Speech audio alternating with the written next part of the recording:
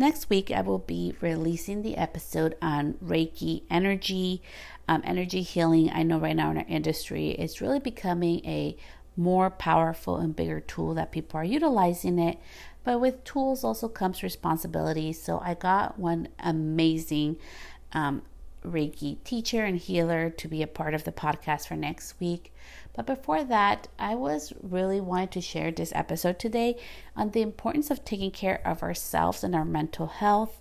Of course, please seek out help if you need help from a provider.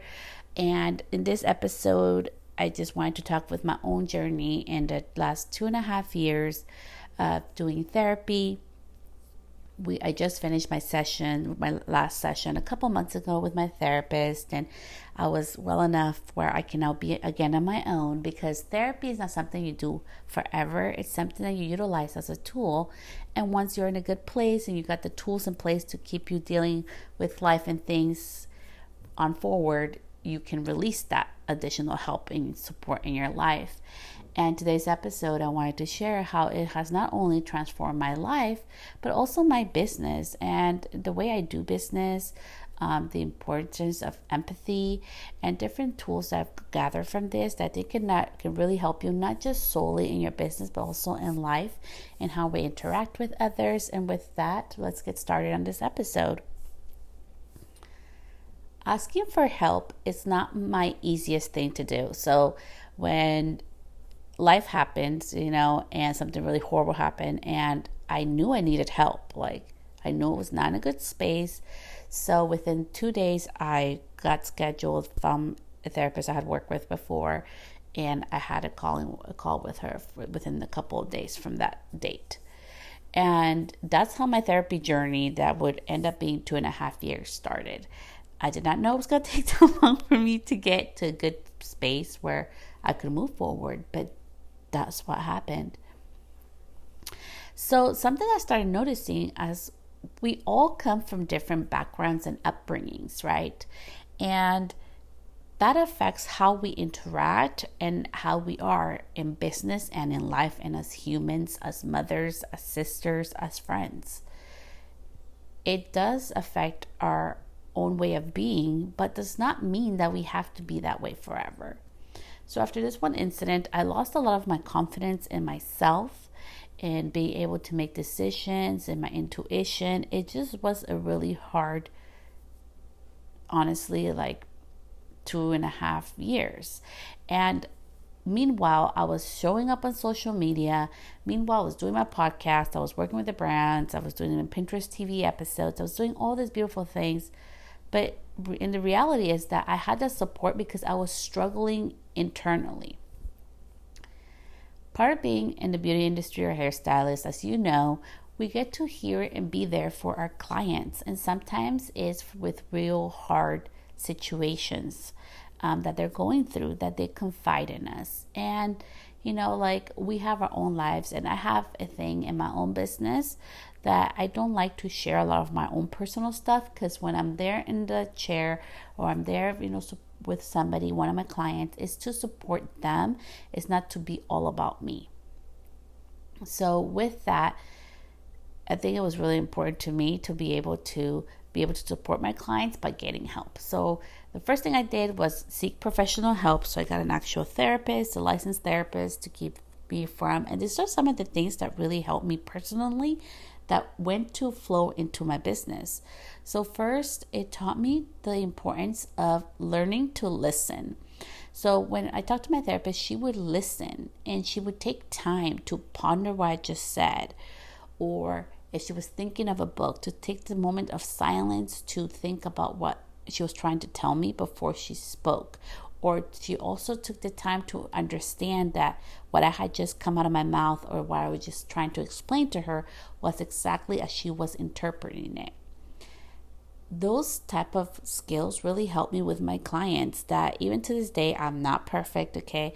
When I do consultation, it's so important to listen to my clients, see what they're trying to tell me, and really understand what they want, right? Because a lot of things that happen in behind the chair, I really think when things go wrong, is not so much of what we do wrong, but maybe like the miscommunication, the not listening that happens, and miscommunication is something that can really cause, a lot of problems. So that's something that, helped me from going to therapy in my personal life, that trickled onto my business, was being a better listener.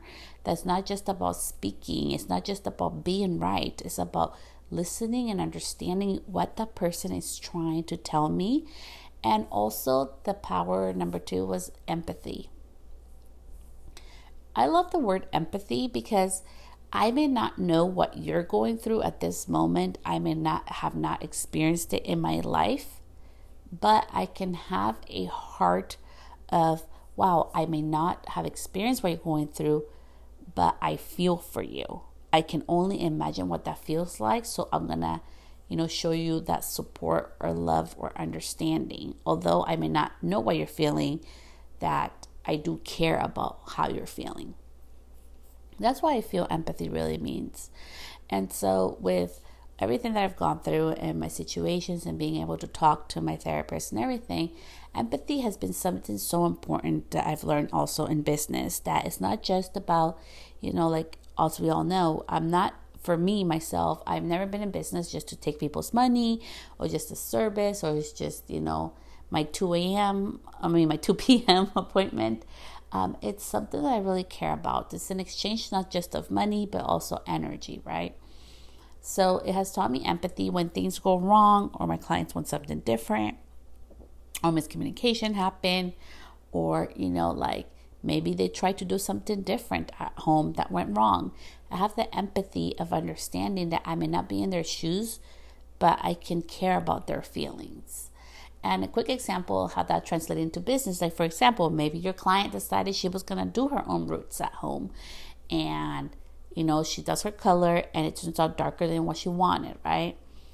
Instead of scolding her or making her feel bad or shaming her for doing that, practice the empathy that, maybe she had gone through like a hard financial space where she couldn't come in to see you.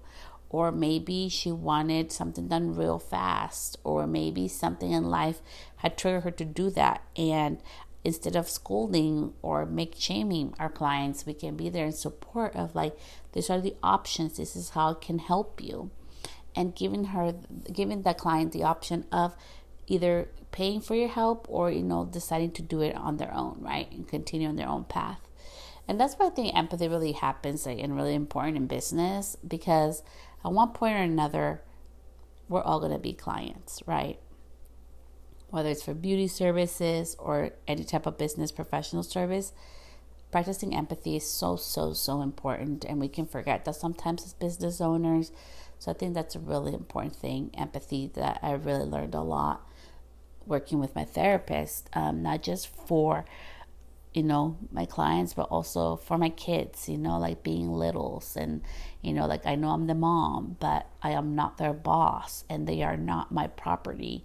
They're their own individual little humans that I'm trying to teach them love and trying to teach them to dream and be who they are and accept them for who they are.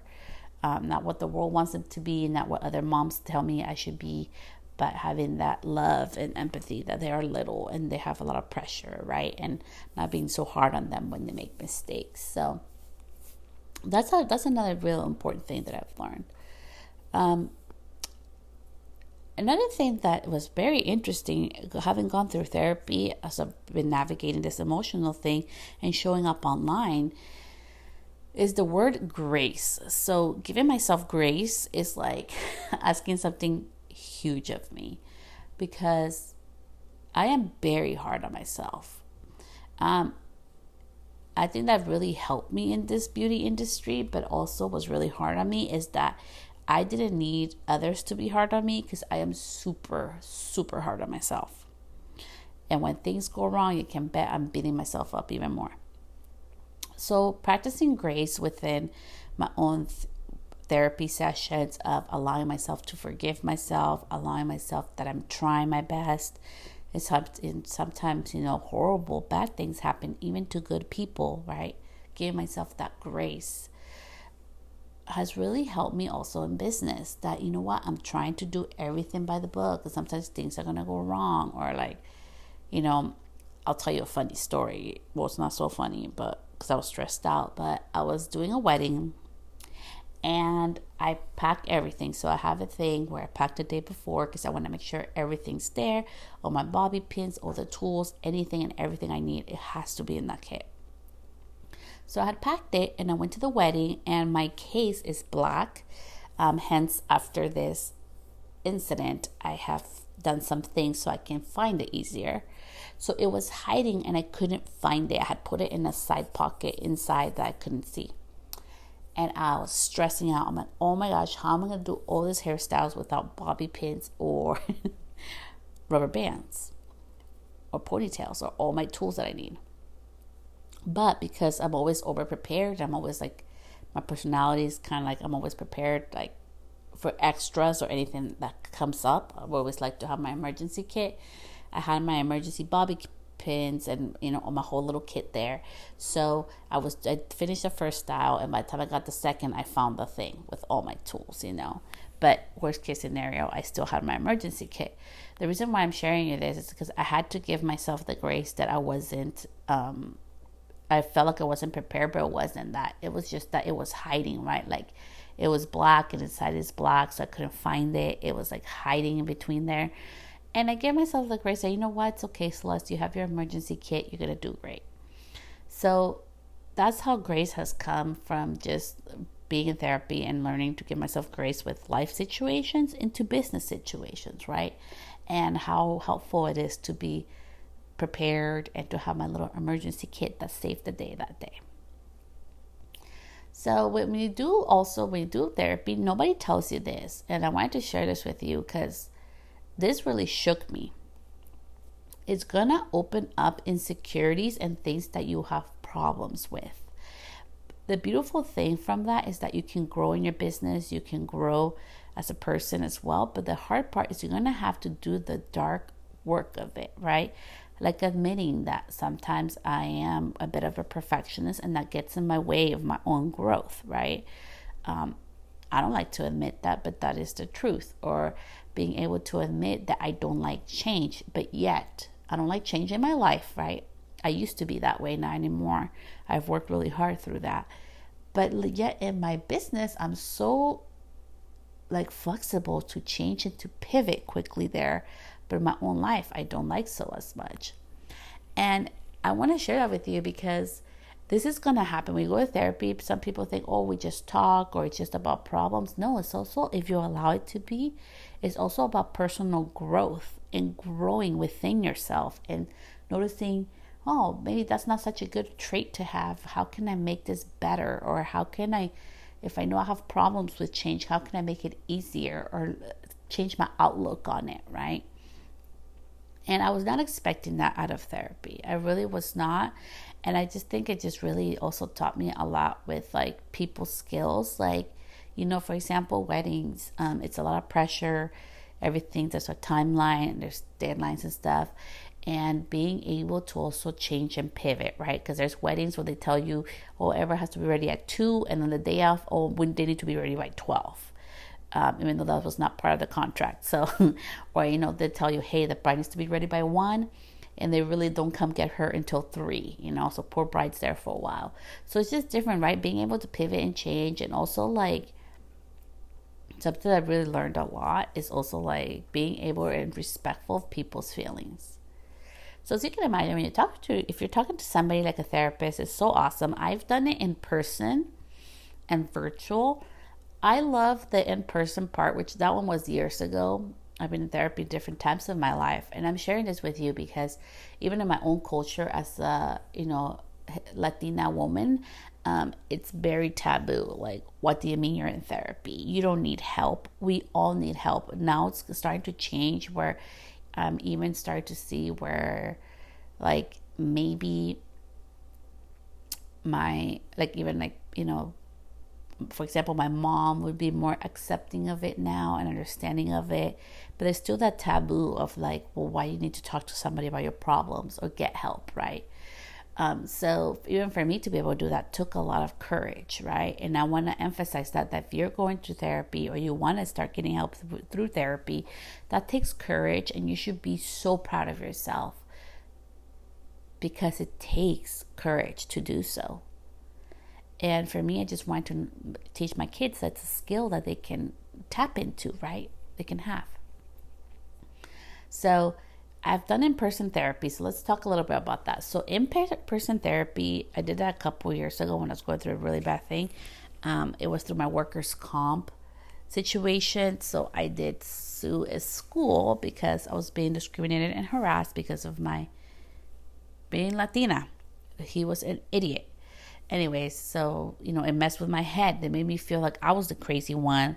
And after the whole thing was said and done, it was true. He was harassing and discriminating against me based on the color of my skin, which is not very nice. It's not very cool, but shit happens, right? Even if you're born in the USA, it can happen to you too. So anyway, so I was going to in-person therapy at that time, and it was different. So what I liked about in-person therapy, it was that he taught me how to meditate. He did like this special testing where they put like little like tape things on you, and they try to help you to see how much you can meditate. And he told me he was surprised. I'm one of the persons at that time that he had ever seen in all his years of practice that could go down to that deep level of meditation, which I didn't know I could do that. So that was a cool skill I've learned. And from that, I've been able to practice. When I feel like I'm going too fast, when I feel like I need time to slow down, or I'm stressed out, or I'm feeling like too overthinking things, that has been a tool that allows me to meditate. Meditation is a big part of my life now, and I wouldn't have done it or tried it if it wasn't through that therapist that helped me. Also, with in-person therapy, it took me a while to open up. And I think it is different because you're there with the person face to face. Like maybe it's just part of who I am, but it took me longer to open up versus when I did a virtual on phone call therapy, which we'll talk about that in a little bit. But that's another thing I learned. It took me longer to open up. What did I learn when I went through the in-person therapy? Also, like there's medications that can help you. For me, the medication route wasn't the best, so I ended up not doing that. But I also learned about like different things like aromatherapy, which I utilize in my business as well.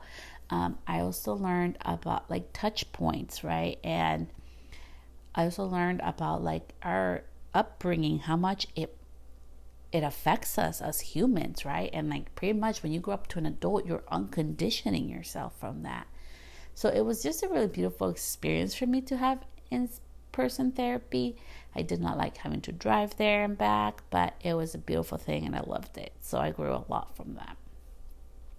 So now this past 2.5 years of being in therapy and doing it from the comfort of my own space and my cell phone, just doing video, like it kind of looks like it's through a special like confidential thing that you sign up on, and you get to see their face and you get to hear their voice. For some reason, that was easier for me. Maybe because a lot of us do FaceTime, so it made it more comfortable. And it was very personal. I love that I would be able to go on walks or be outside in private and be able to talk about my things. And I felt like I was able to go in a deeper relationship with my therapist, just because I was able to not worry about how I looked or where I was at or having to drive outside of a comfort zone. I was able to really have a lot of control over where I was at. And that really taught me about the importance of your environment, right? So I've had some people come to my house and the thing I get is that my house is very calming. And I've been changing the colors again on my house, and we're about to get a new dining room set at my house, and it is very calming. Like I love my space to be calm. Like although I love Halloween, and trust me, in August, my house is about to go turn into Halloween Central over here. All this lightness is going to go away because I'm going to put like Halloween everywhere here. It's going to be a lot of black and white. Your environment is so important.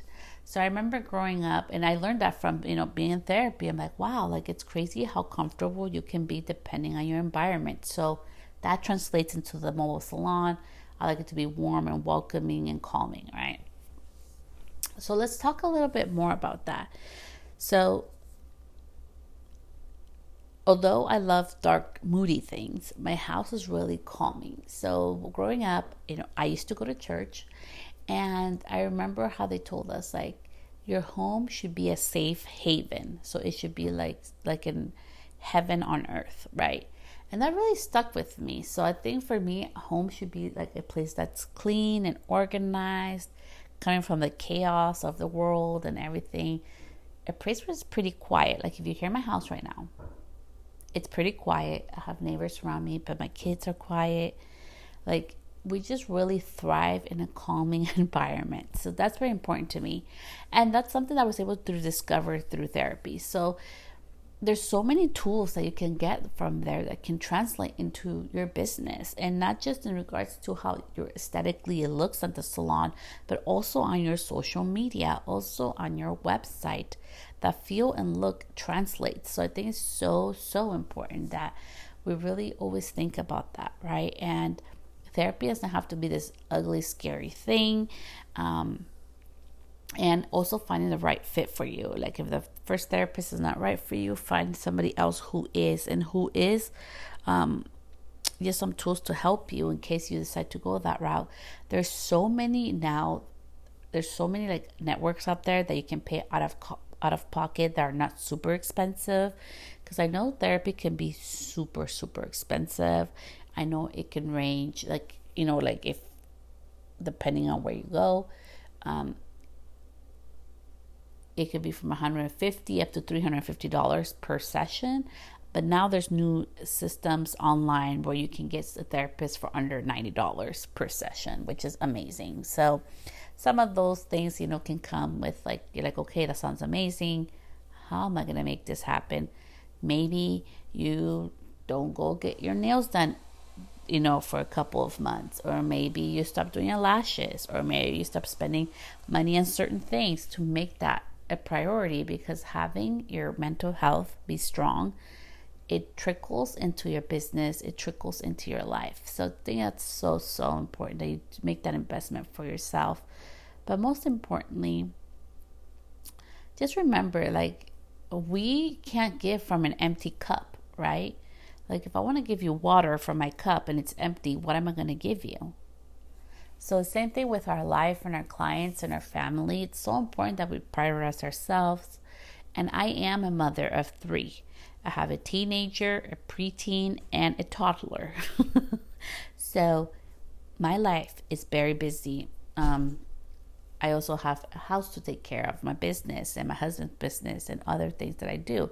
So I'm here to tell you that nothing is perfect, and it has been a really challenging and beautiful experience to me to be in therapy, and has helped me grow in so many ways in my business, personal life. And I really encourage you that you do not have to be quote unquote broken or have troubles to get help, right? Like it can, maybe you want to get stronger as a person, and instead of buying courses on hairstyling or makeup artistry or whatever your beauty profession is, you can start maybe getting help on becoming a better, stronger person and individual, because the more that we prioritize our health, the more it trickles on.